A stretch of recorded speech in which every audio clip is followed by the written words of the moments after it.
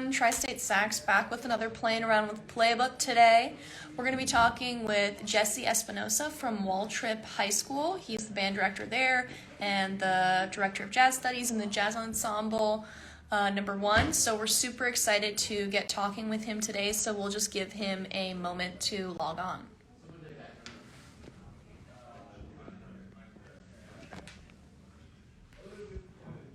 Hi, Jesse.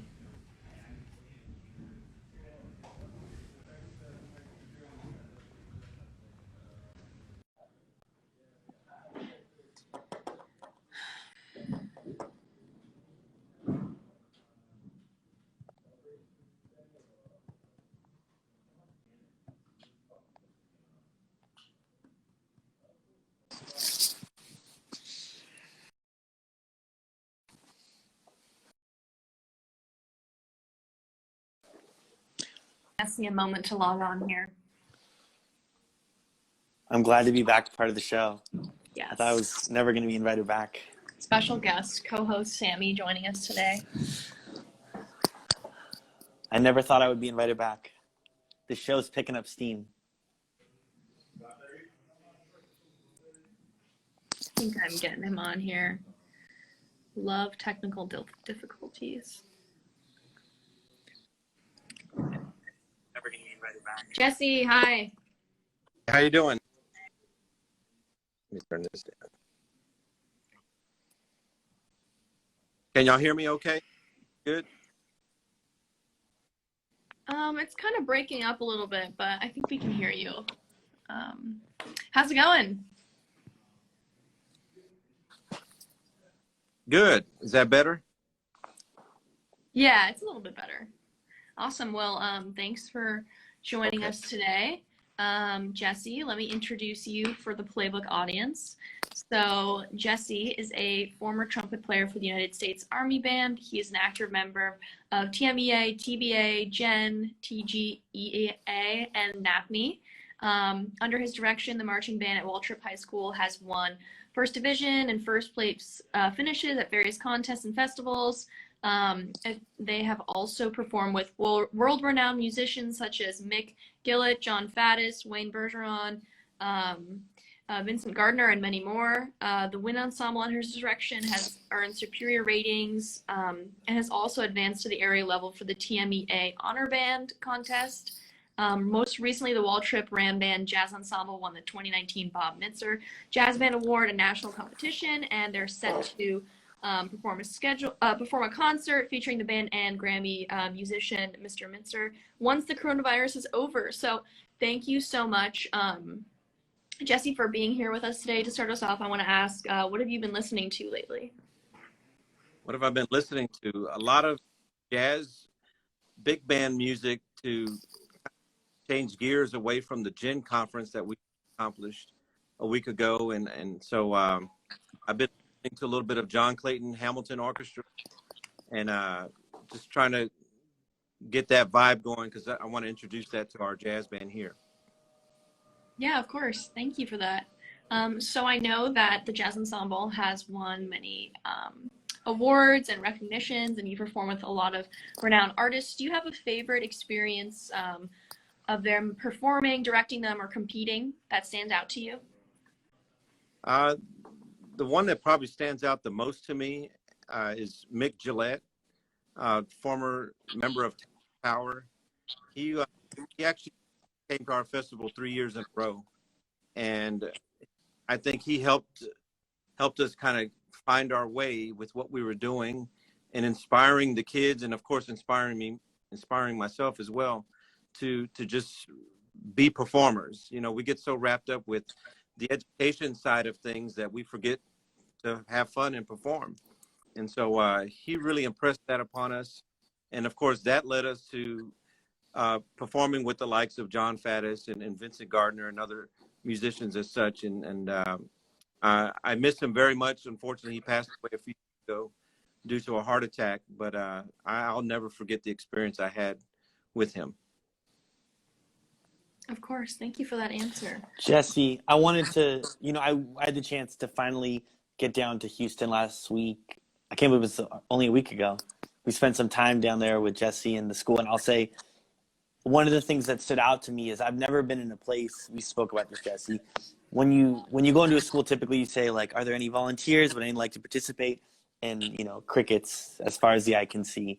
But in this school, every time you say to them, like, does anyone want to participate? Can I get a volunteer? Every hand goes. I've never seen that in all of the schools I've visited.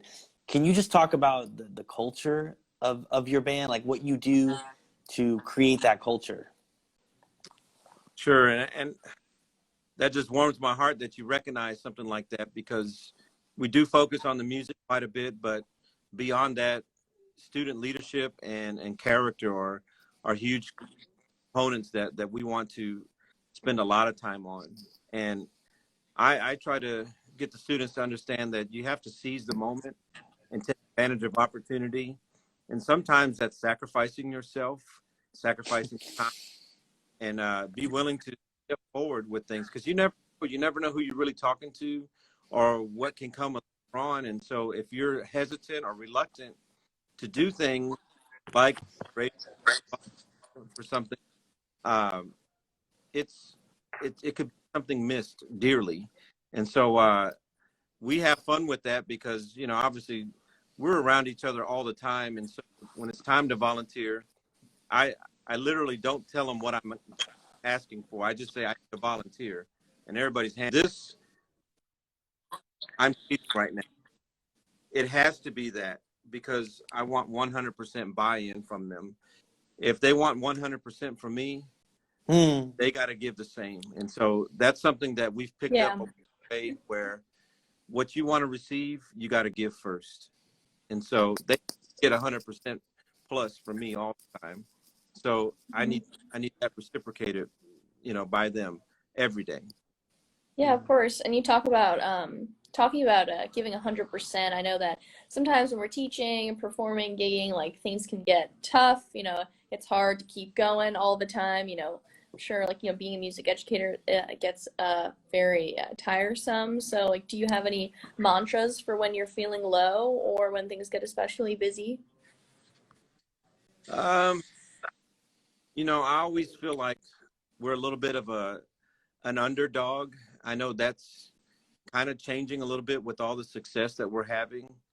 Uh, I'm a huge Rocky fan, and that whole story, of just going the distance, not giving up, you know, giving it all you can, even if you don't quite reach, you know, the pinnacle or the success that you're really looking for.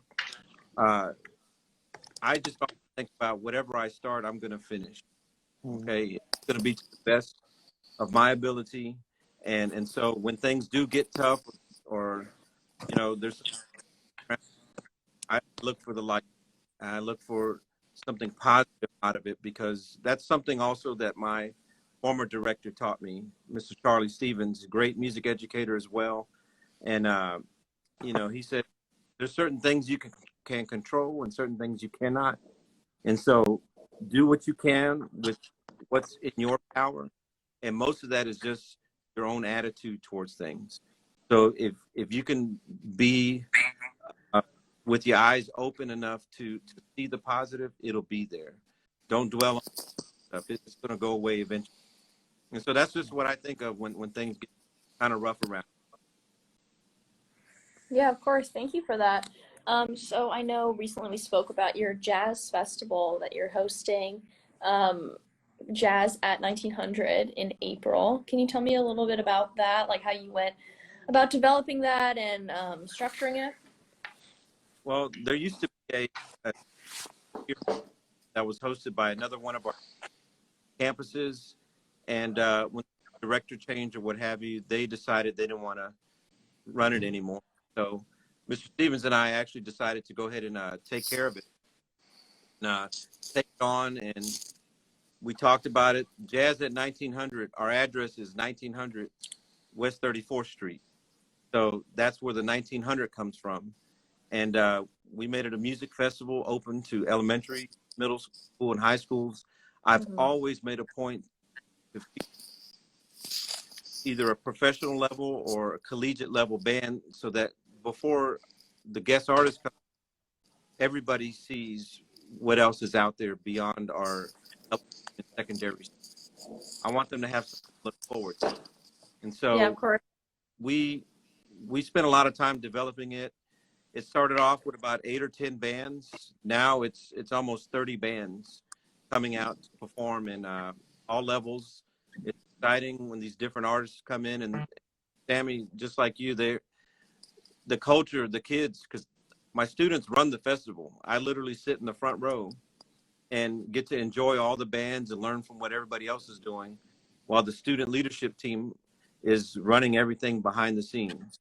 You know, of course, with some guidance, but it's nice that they're willing to take on that responsibility and they take pride in their work. So they do a heck of a job for all of those participants that come through our campus.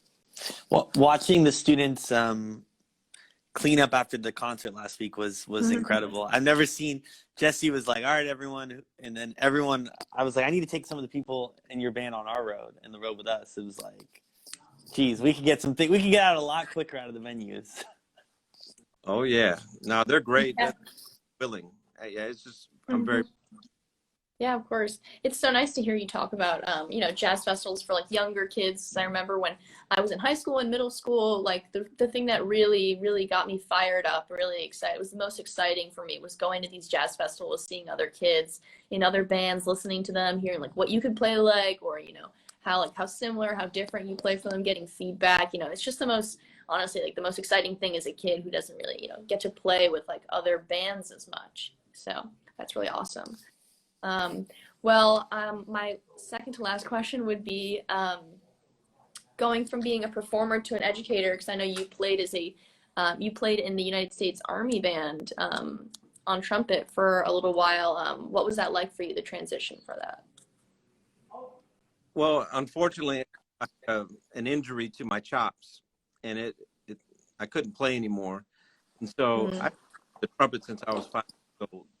So you can imagine, my entire life, that's what I did. And so when it had to stop all of a sudden, um, obviously there was, I wouldn't say just all out depression, but I was definitely not in a good place, trying to figure out how I'm going to make the best of this. And teaching had always been a part of my master plan to get into, but I wasn't planning on it. The transition was not too hard, not too difficult. I missed playing, but the joy that I get to have in watching students and young people just develop themselves as musicians, it's a joy. I get to watch my own son now in my band, just doing it, and he's doing a heck of a lot better than back in high school. So just living through him vicariously is something I get to enjoy, and so it was hard to leave playing on a daily basis, but it's okay because I found another passion. Of course, yeah, that's great. I'm so glad to hear. So to close us off, I'd love to ask, why do you think programs like Playbook are so important in today's classroom? Well, I don't think we can do anything nowadays without some level of technology being involved. And, you know, a lot of technology can be impersonal. It's just a page or what have you.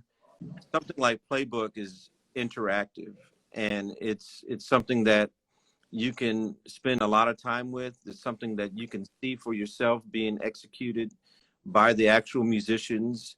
It's not just reading something that's written. It's everything about it just makes you feel like you're part of the band, and that's something real neat. That's something that really spoke to me from the very beginning. When I hope Sammy doesn't mind me telling this part of our